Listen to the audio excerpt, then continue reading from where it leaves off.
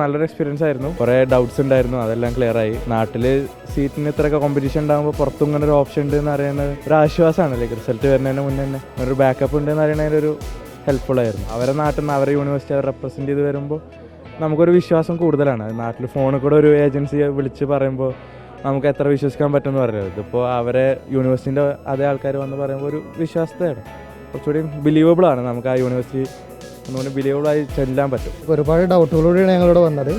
അത്യാവശ്യം ഇപ്പോൾ ഏറെക്കുറെ ഞങ്ങൾക്ക് എല്ലാ ഡൗട്ടുകളും ക്ലിയർ ചെയ്യാൻ പറ്റി.